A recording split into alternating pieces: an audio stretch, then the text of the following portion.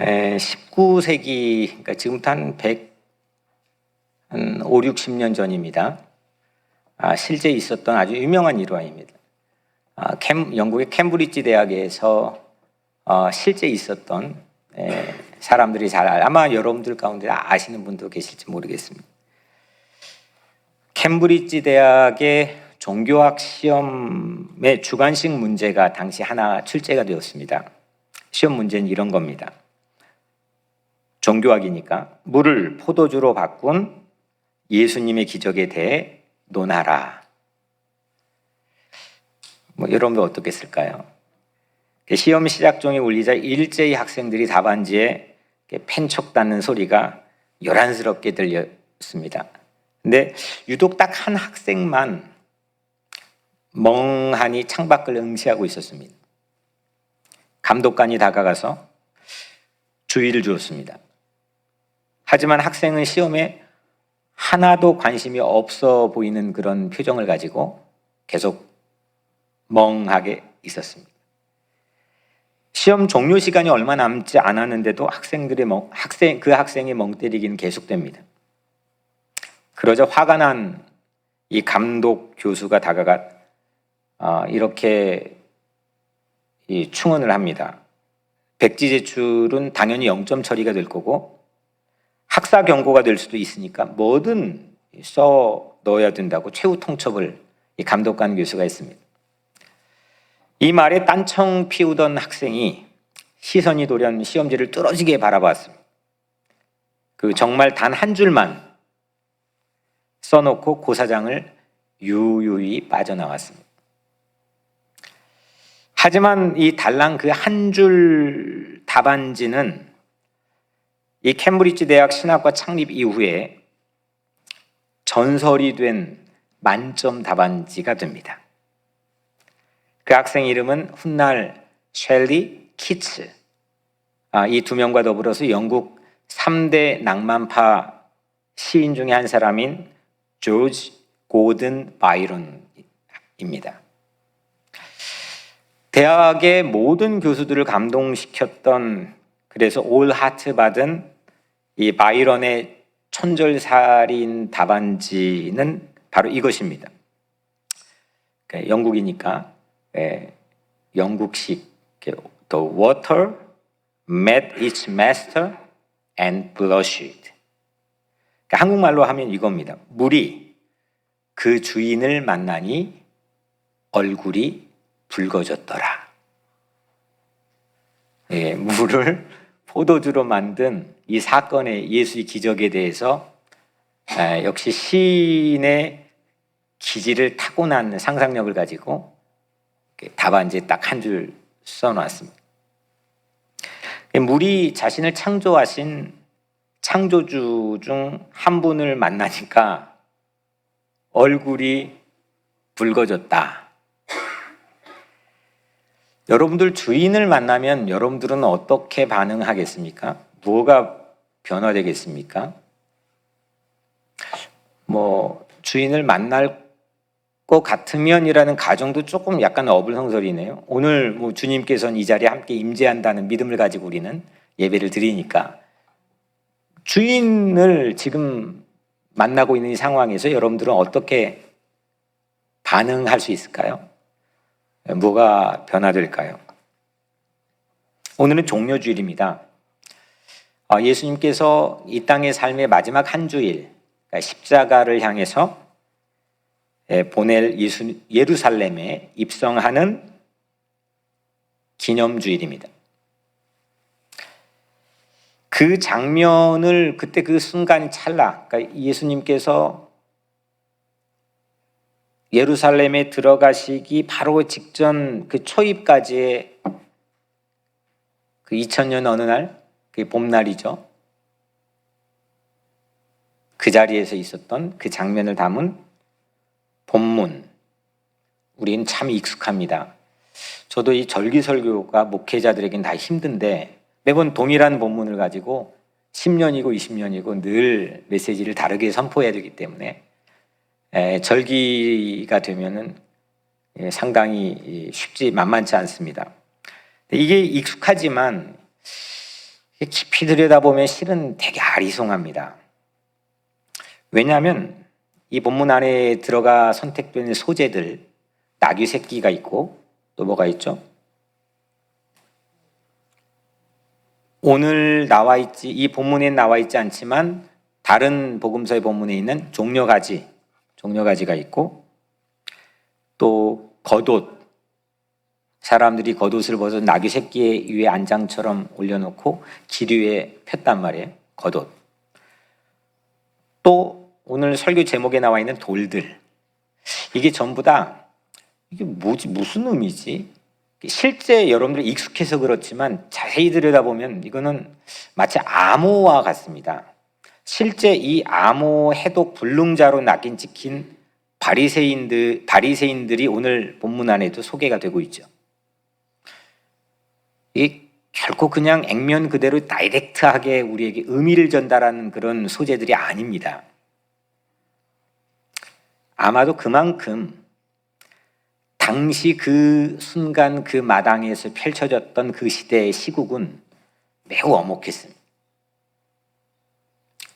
쉽게 메시아가 오셨다, 왕이 왔다, 호산나다, 대놓고 사람들에게 직접적 다이렉트한 미닝을 가지고 그렇게 할 수 없는 상황이었습니다. 더욱이 예수님을 향한 시선은 예루살렘의 지도자들에게는 상당히 엄혹하고 엄격하게 집중되어 있던 시기입니다.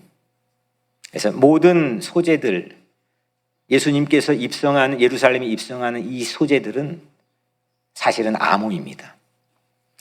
그러니까 마치 공개된 비밀, 이렇게 들으면 다 아는 거지만 쉽게 이걸 가지고 공격하지 못하는 공개된 비밀과 같은 암호들의 장치입니다. 그래서 오늘 이 안의 본문 안에서 예수님께 실제 일어났던 예루살렘에 입성하신 이 사건 안에서 핵심 암호를 잡아야 됩니다. 이걸 가지고 나귀 새끼를 우리는 메시지로 함께 나눌 때도 있고, 여러분들 깊이 개인적으로 묵상할 때 여러 가지들이 이 안에서 핵심 암호로 사용될 수 있을 것 같습니다. 그런데 오늘 우리 같이 예배 안에서 실제 이 본문 안에서 예수님께서 우리에게 강조하고 또 제시하고 있는 핵심 암호는 로드십, 로드, 한국말로 하면 주. 저는 여러분들과 오늘 예배 안의 소통을 위해서 주인으로 사용하겠습니다. 주인됨. 이게 오늘 핵심 암호입니다. 왜냐하면 예수님께서 우선 예루살렘에 입성하실 때 오늘 세 토막의 이 부분적인 이야기가 합해가지고 연속극 시리즈처럼 세 이야기가 오늘 한 본문 안에 담겨 있는데, 먼저 첫 번째로 나귀 새끼를 예수님께서 제자 둘을 보내서 데려오게 하죠. 벳바게와 베다니, 이거는 완전 예루살렘 초입입니다. 맞은편 마을로 가서 아무도 타보지 않는 나귀 새끼가 있을 텐데 그걸 풀어 끌고 와라. 만약 주인이 그걸 묻게 된다면 거기에 대한 답변까지도 예수님이 친절하게 그 두 제자에게 주시죠. 뭐라고 했죠? 주가 쓰시겠다 하라. The Lord needs it. 주님이 사용하겠다, 필요하겠다 하라. 그러니까 나귀 주인이 바뀌죠. The Lord. 주인은, 실질적 주인은 그 나귀 그 맞은편 마을에 있던 그 사람일 텐데, 주가 The Lord needs it. 주님이 쓰시겠다. 새로운 주인이 쓰시겠다. 주인이 바뀌고 진짜 주인이 밝혀지는 순간이고, 그 예수님께서 그 다음에 예루살렘에 입성하는데 사람들이 두 가지 행동을 합니다. 하나는 겉옷을 벗어가지고 길에 촥촥촥 깔고, 또 오늘 본문에 없지만 종려가지를 들고 흔들면서 찬양을 하죠. 노래를 합니다. 이 두 가지 행동 모두가 동일하게 전쟁에 나가는 왕의 행진, 퍼레이드를 격려하고 힘을 북돋고 그럴 때 사용하는 행동입니다. 아무 때나 하는 행동이 아니고. 그래서 예수님의 킹십, 왕권, 로드십, 예수님의 주권, 주인됨, 이거를 이제 공개된 비밀처럼 사람들에게 같이 나누는 장면이 오늘 종려주일 본문에 펼쳐지는 이야기입니다. 결정적으로 무리들이 뒤따르면서 노래를 하죠. 다른 본문에는 여러분들이 익숙한 호산나 호산나 찬송하리로다 하지만 오늘 본문에 찬송하리로다 주의 이름으로 오시는 이여 왕이여 하늘에는 평화요 가장 높은 곳에는 영광이로다. 영어 성경에는 Blessed is the King who comes in the name of the Lord. In the name of the 뭐예요? Lord. 주의 이름으로 오시는. 이건 시편 118편 26절을 그대로 인용해가지고 부르는 노래입니다. 주인이신 예수님을 만나니까 얼굴이 붉어지진 않았지만 그 대신에 그들은 찬양했습니다. 주인을 만나니까. 이렇게 오늘 본문은 핵심 키 소재 암호가 주인입니다. 예수님의 주인됨에, 예수님의 주권에, 예수님의 주권적인 통치가 세상에 드러내는 거죠. 여러분들은 주인을 만나면 어떤 변화가 일어나겠습니까? 주인이 있습니까? 물조차도 주인을 만나니까 얼굴이 붉어졌다고 그거를 바라보는 시각이 있고, 나귀조차도 진짜 주인을 만나니까 아무 말 없이 나귀를 그냥 내어주고, 그 나귀, 동물, 짐승인 나귀조차도 주인을 만나니까 스스럼 없이 자기의 등을 내어준다는데, 또 아무 힘없는 무리가 주인을 알아보니까 당시 로마 황제의 무서운 줄 모르고 겁도 없이 왕의 노래를, 금지곡과 같은 이 노래인데, 이 노래를 불렀다는데 여러분들은 주인을 만나면 어떤 반응을 할 수 있겠습니까? 진짜로 어떤 반응을 할 수 있겠습니까? 오늘은 주인을 만난 네 가지의 모델을 본문이 우리에게 보여줍니다. 모델을 잘 봐야 우리도 이렇게 반응하면 되겠구나. 난 이런 반응 그룹에 속해 있구나. 이거를 쉽게 식별할 수 있게끔 아주 친절하게 주님께서는 그런 장치를 오늘 본문에서 해주셨습니다. 네 가지 모델, 1번 모델, 2번 모델, 3번 모델, 4번 모델을 제가 여러분들 잠깐 소개를 하려고 하는데, 두 그룹으로 묶어가지고 1번 그룹, 2번 그룹. 오늘 본문에서는 그렇게 나누어집니다. 첫 번째 그룹, 1번 모델과 2번 모델입니다. 먼저 1번 모델입니다.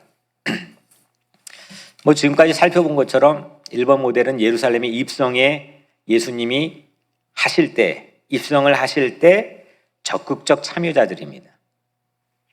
겉옷 벗고 막 쫙 깔고 종려나무 가지 들고 막 흔들고, 당시에 시편의 이 118편 26절 이렇게 부르면 안 됩니다. 아마 어떤 일이 벌어질지 모릅니다. 사실은. 로마 황제 가이사가 있는데 대놓고 아무나 이게 메시아 왕이라고 했다가 예수님 오시기 2년 반 전에 베들레헴에서 그렇게 했다가 쑥대밭이 되고 사람들이 무수히 죽어갔던 그런 역사적 실제 사건도 있었습니다. 그런데 그거를 서슴없이 부르는 제자들과 무리들, 1번 그룹입니다. 용감무쌍합니다. 이거 막 전쟁에 나가 지금 십자가 전쟁에 나가 지금 출전하는 거잖아요. 그 안에서 어떤 일, 그 스테이지 안에서 어떤 일이 이제 장차 벌어질지 사람들은 가늠은 하진 못하지만 그런 기대감들이 각기 다양하게 있을 거고, 예수님은 물론 아셨을 거고. 그러니까 뭔가 전쟁에 나가는 출전입니다. 시편 118편 26절 곡이 그렇고, 그리고 이 두 가지 행동, 말씀드린 행동 자체가 그렇고, 그들은 모두 다 그 새로운 야 가자 하고 이제 출전하는 그런 순간입니다. 근데 마치 이 모습을 여러분들도 보셔서 알지만 전쟁 마치고 개선 행진을 하는 모습처럼 이제 다 끝나고 승리하고, 나폴레옹이 전쟁 승리하고 프랑스의 파리를 딱 들어왔던 그곳에 개선문을 만들어 놓은 거 아닙니까? 개선, 승리하고 돌아오는 그 모습처럼 승리의 확신을 가지고 저마다 이겼다, 뭐 이미 게임 끝났다, 그런 마음을 가지고 시편의 승리를 그냥 재현해 버리는 용감무쌍한 무리들이 주인을 예수님으로 만났을 때 보여준 첫 번째 모델들의 반응입니다. 두 번째, 2번 모델입니다. 그 무리 중에 섞여 있는 사람들이었습니다. 누구냐면 바리새인들입니다. 역시나 불평분자들입니다. 39절에 무리 중 어떤 바리새인들이 말하되 선생이여 당신의 제자들을 책망하소서. 막 이렇게 행동하고 노래하니까 이건 너무 시끄럽다, 이 과격하다, 주님 이렇게 하면 안 됩니다, 빨리 좀 정리해 주십시오. 당시 예루살렘의 상류 지도자들은 이런 시위가 벌어지면 어떤 일들이 일어날 걸 뻔히 알기 때문에 불필요하게 혼란스러워지는 일들을 비경제적이고 비효율적인 일로 걱정했습니다. 그래서 로마 제국에 도전하는 듯한 이 시편 금지곡을, 그것도 대낮에 노상에서 겁도 없이 부르는 제자들을 주님 빨리 말려주십시오, 빨리 책망해 주십시오, 이러다가 우리 아무것도 못하고 큰일 납니다, 이런 투로 제안을 하죠. 2번은 이 무리들인데 엉거주춤입니다. 왜 그 무리에 섞여서 따라와 있어요? 왜 거기 주변에서 얼쩡거리고 엉거주춤한 폼으로 뭘 하자는 거예요? 우리는 그걸 느낄 수 있지 않습니까? 예수님께서 그들에게 그렇게 답하죠. 2번 모델에게 40절, 만일 이 사람들이 침묵하면 돌들이 소리 지르리라. 이 뭔가 대결할 때 보면은 VS를 딱 가운데 넣어놓잖아요.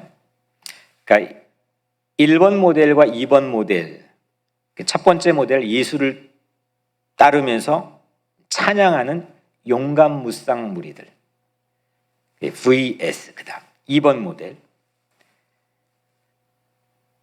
돌들만도 못한 엉거주춤 바리새인들. 이 1번 모델과 2번 모델이, 여러분들이 1번 모델과 1번, 2번 중에서 어디에 속하기를 원합니까? 네, 그렇죠? 2번, 혹시 2번 있습니까? 딴 생각하다가 2번 들 수도 있을 텐데 한 명도 없네요. 당연히 2번보다는 당연히 1번이죠. 그래서 오늘 우리는 종려가지까지 이 포레스힐 교회에서 해마다 우리가 나누는 건데, 거기 구입해가지고 픽업해 와가지고 여러분들 손에 들고 이렇게 2000년 전에 있던 일을 재현하는 거 아닙니까? 그래서 여기서 우리가 한 가지 배울 수 있는 확실한 거는, 주인을 만났는데 절대 2번 그룹처럼 엉거주춤은 하지 말자는 거죠. 그러니까 2번 그룹은 절대 피하자는 거죠. 주인을 만나면 용감무쌍해집니다.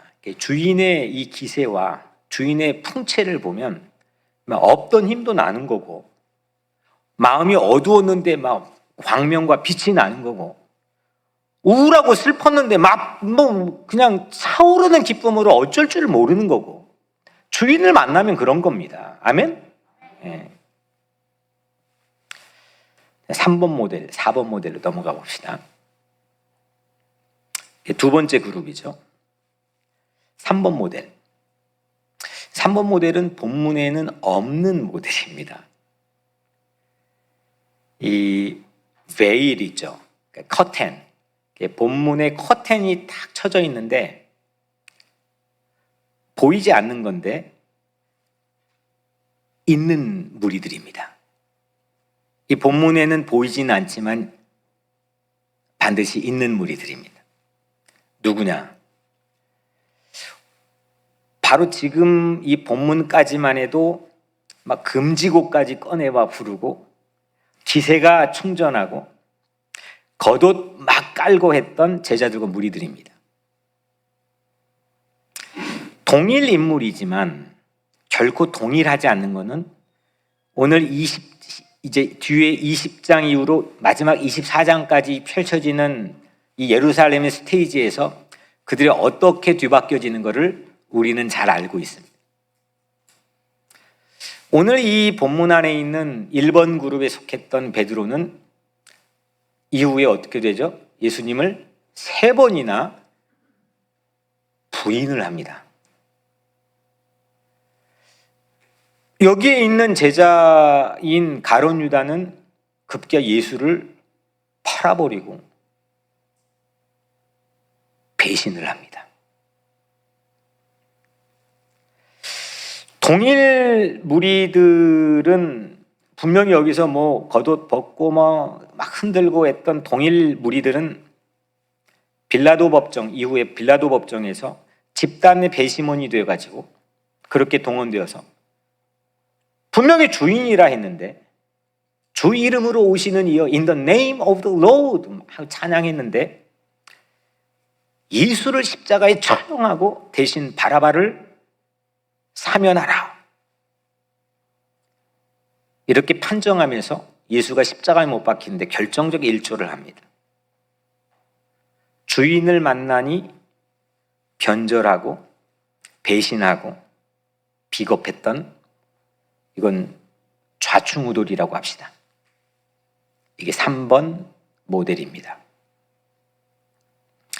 여기까지만 정리를 해보면 1번 모델 뭐죠? 용감무쌍. 2번 모델 엉거주춤. 3번 모델 좌충우돌. 네. 마지막 4번 모델입니다. 주인을 만나니까 아주 감동적인 모습을 보인 4번 모델은 예수입니다. 예수님이 로드인데 주인인데 뭔 또 주인의 뜻을 예수님이 또 뭐 했습니까? 예수님은 그런데 대중의 환호에도 반대자의 협박에도 제자들의 변심에도 초지일관 흔들리지 않고 오직 이 아버지의 뜻을 앞에 두고 이 로드십을 움켜쥐고 흔들리지 않는 마취를 끝까지 했습니다. 이게 종려주일의 백미입니다. 지난 주간 새벽에 2차례 정도 제가 여러분들에게 말씀했지만 오늘 우리가 읽은 이 누가라고 하는 사람은 신약의 유일한 외국인 저자입니다. 전부 다 주이신데 신약에 딱 한 명 외국인 저자가 있는데 누가입니다. 누가복음과 사도행전을 썼습니다. 이 두 권 모두 다 여행이 이 책들의 주요 전개 방식입니다. 사도행전은 굳이 설명하지 않아도 베드로와 제자들 그리고 바울의 1차, 2차, 3차 순교여행이 마지막 28장까지 꽉 차 있는 여행 기행문과 같은 책입니다. 누가복음 새벽에 말씀드렸지만 예수님께서 예루살렘으로 향해 여행 가는 길을 상당한 분량으로 담고 있죠. 지난 주일 설교 말씀의 본문은 그 여행의 첫 시작인 누가복음 9장 51절의 본문을 가지고 말씀드렸고 오늘 우리가 함께 나누는 본문 누가복음 19장 41절에서 그 여행은 끝납니다. 예루살렘으로 향해 가는 여행. 예수님께서는 여행 내내 9장부터 19장까지 보여주신 이 여행 내내 보여주신 모습에서 주인을 바라보고 주인의 뜻을 움켜쥐고 가는 이 품위가 조금도 흐트러지지 않습니다. 초지일관입니다. 지금 예수님께서 갈릴리 출발해 가지고 예루살렘까지 오는 길은 우리 교회 성기순례 갔던 차 타고 갔던 길과 동일한데, 요단 계곡을 쭉 타고 와서 여리고에 가면 지구에서 가장 낮은 곳이 나옵니다. 사해 언저리에 있는 여리고, 그 지역이 지구에서 가장 낮은 곳입니다. 그 여리고에서 출발해 가지고 모래 언덕을 오릅니다. 그리고 광야의 산들을 오릅니다. 그런 유대의 사막을 통과해서 사력을 다해서 계속 오르막길입니다. 비가 내리지 않습니다. 먼지투성이입니다. 그런데 오늘 37절, 이미 감람산 내리막길에 가까이 오심에, 이제 내리막입니다. 이게 제가 여러분들 같이 갈 때 말고 제가 갔을 때 아주 생경한 경험인데, 세계 거의 최고의 대학 중에 하나인 히브리 대학, 그게 바로 이 포인트에 딱 세워져 있는데, 그 정상에서 이쪽은 완전 광야입니다. 비가 1년에 며칠 내리지 않습니다. 바로 앞인데, 이쪽은 바로 예루살렘, 감람산과 예루살렘인데, 여기는 전혀 다른 색깔입니다. 여리고부터 계속해서 올라옵니다. 그리고 이제 37절 오늘 본문처럼 내리막길에 서 있습니다. 십자가를 목전에 두고 이게 승리의 내리막길까지 예수님은 초지일관입니다. 예수님조차도 아버지를 주인 삼고 그분 뜻을 그 어떤 가치보다 중요하게 초지일관 따릅니다. 그래서 예수님은 4번 모델입니다. 예수님께서는 주인 만나면 어떻게 우리에게 반응해야 될지 가장 완벽한 롤 모델이 되어주셨습니다. 정리해보면 1번 모델은 뭐죠? 용감무쌍. 2번 모델? 엉거주춤 맞나요? 엉거주춤. 3번 모델? 좌충우돌. 4번 모델? 초지일관. 네. 여러분들은 여기에서 최악이 뭘까요?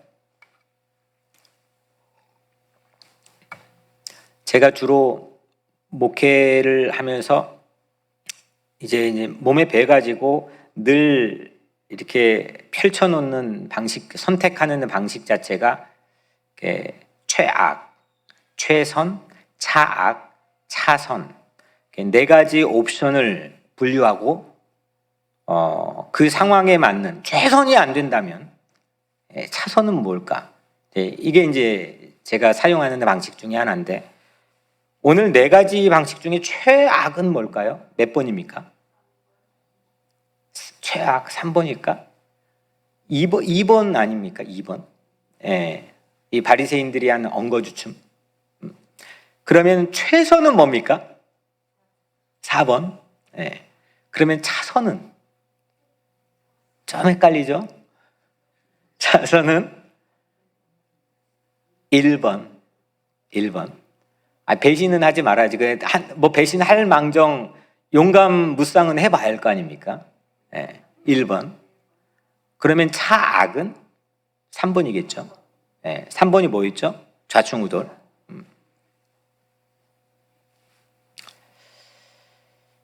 주인을 만나보니 오늘 본문 안에서 사람들이 또 예수님이 보였던 이 네 가지 반응 모델입니다.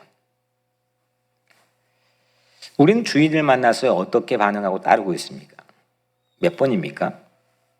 물론 4번이면 다 좋겠지만 1년 365일 4번만 있는 사람은 만나보지 못했습니다. 저도 그렇게는 못합니다. 뭐 1번 했다가 뭐 2번 했다가 3번 했다가 뭐 그거 자체가 그냥 좌충우돌 왔다 갔다 했다가 그러다가 가끔씩 뭐 4번 찍을 때도 있겠고.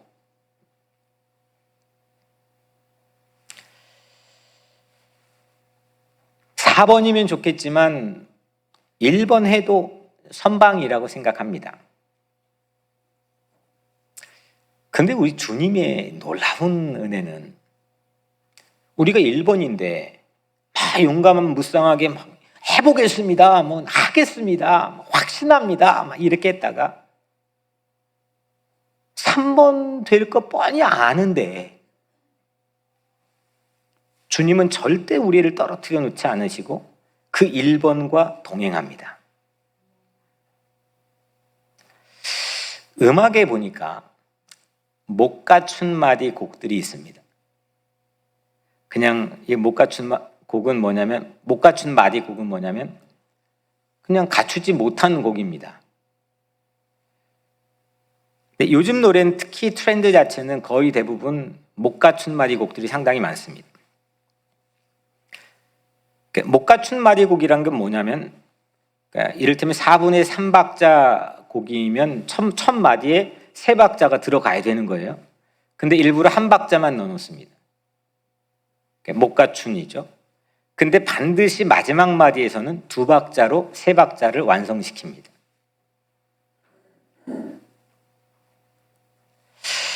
대표적인 곡이 여러분들 잘 아신 나 같은 죄인 살리신, 나 같은 죄인 살리신, 이거 못 갖춘 마디 곡입니다.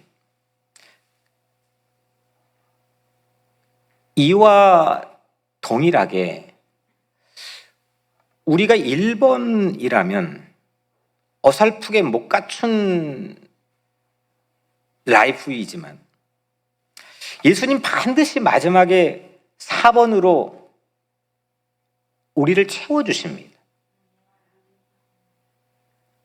실은 가끔이 아니라 우연히 어쩌다가 아니라 매번 그러십니다. 늘 우리는 1번이었다가 3번이었다가 그러면 안 되는데 때로는 2번도 됐다가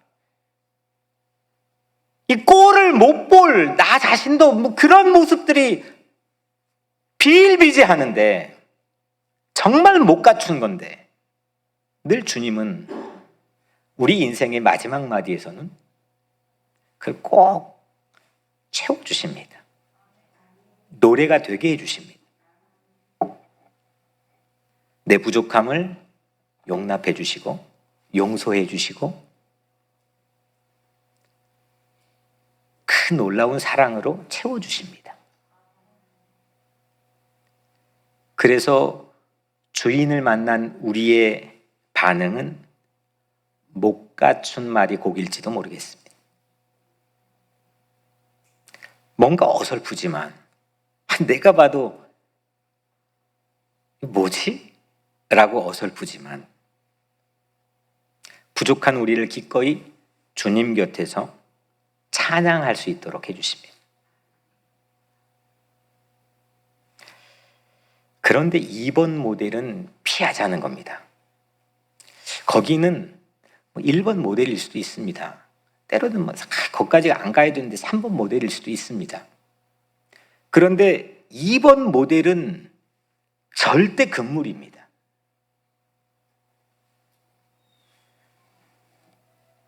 예수님 말씀에 보면 너희들이 침묵하면 돌들도 찬양한다는 건데, 돌들도 하는 찬양인데, 오늘 말씀의 제목이죠. 돌들도 하는 찬양인데 이게 어떤 의미겠습니까? 돌조차도 찬양하는데 이거 아닙니까? 돌도 찬양하는데 엉거주춤 아무것도 아닌 노이즈, 소음밖에 안 되는.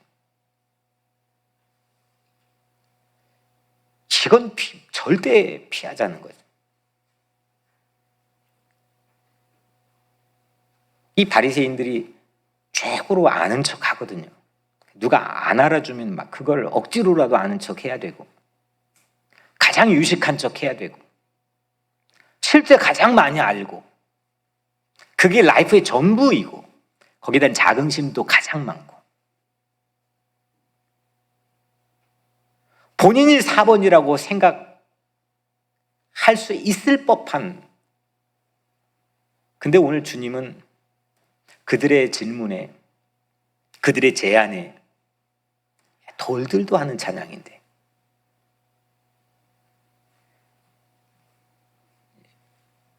침묵은 공범입니다. 침묵은 돌들도 하는 찬양조차 못한다는 겁니다. 침묵 말 안 하고 가만히 있지만 침묵은 뭔가 불편하다는 겁니다. 못 갖춘 마디를 도리어 매력적인 멋있는 곡으로 살려버리시는 그 우리의 주인 되신 예수님을 믿고 신뢰하고, 우리 곡은, 우리의 인생은 이 4번 모델처럼 불후의 명곡으로 우리 라이프가 불려질 수 있도록, 연주될 수 있도록 여러분들 모두가 그 축복의 그룹 안에 있게 되기를 주님의 이름으로 간절히 축원합니다. 이제 마지막입니다. 예수님은 마침내 목적지에 도착했습니다. 41절에 가까이 오사 성을 보시고 우시며, 이 절이 누가복음에 나타난 예루살렘으로 가는 여행의 마지막입니다. 예수님은 여기까지 오시는데 항상 가시는 방식이 있습니다. 오늘 첫 절에, 이게 마지막 절은 가까이 오사 성을 보시고 우시면인데, 첫 번째 28절 첫 절에 보면 예루살렘을 향하여 앞서서 가시더라. 예수님은 늘 우리보다 앞서서 가십니다. 앞서서 가셨다는 것은 뭐냐면 아무나 갔던 길이 아니라는 겁니다. 누구나 통행했던 길이 아니라는 겁니다. 이 사람 저 사람과 비교 대상이 아니라는 겁니다. 그래서 예수님께서는 아무도 아직 타보지 않는 나귀 새끼 타고 가셨을지도 모르겠습니다. 아무도 가보지 않는 길을, 아무도 타보지 않는 나귀를 타고, 그리고 마지막 그 예수님의 발걸음이 멈췄던 아무도 써보지 않는 무덤에 매장되셨습니다.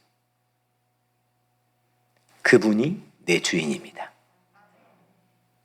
아무도 걸어본 적이 없는 길을 내 앞에서, 그리고 그것도 막 혼자 가셔서 어느 순간 안 보여요.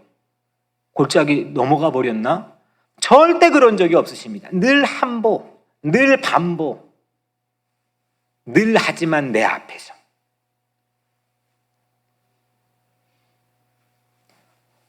홀로일지라도 그 아버지의 뜻을 붙잡고,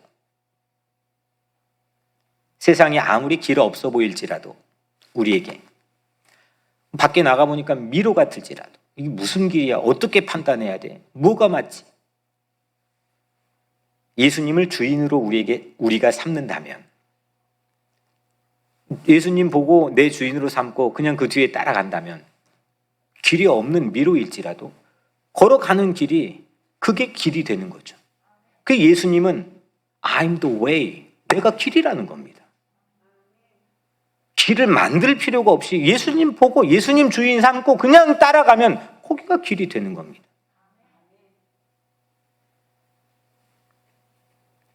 역대상 14장 15절 말씀에 너보다 하나님이 앞서, 하나님이 우리보다 앞서서 가신다는 거죠. 우리는 그 길에 찬양이 되면 됩니다. 그 길에 주님을 바라보며 넘치는 주체할 수 없는 그 감사와 기쁨, 환희를 가지고 찬양이 되면 됩니다. 돌들도 하는 찬양인데 아무 소리도 못 낼 수는 없지 않겠습니까? 주님 노래하고 주님 자랑하고 주님 사랑하면서 그렇게 사시기를 축복합니다. 설사 3번 모델처럼 좌충우돌해도 결코 낙심하지 마십시오.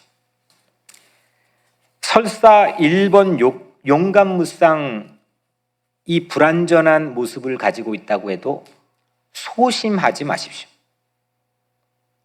주인을 삼아 찬양하면 됩니다.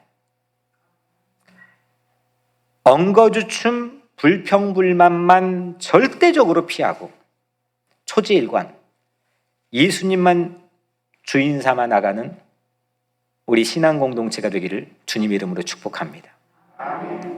물도 주인을 만나니 얼굴을 붉힌다는데 포도주보다 더한 미라클이 우리 삶에 있어야 되지 않겠습니까? 내가 주인을 만나 내가 주인의 손에 붙들려 내가 그 주인을 찬양하다가 내가 그 주인을 끝까지 따라갈 수 있는 그런 축복된 인생이 되기를 축원합니다.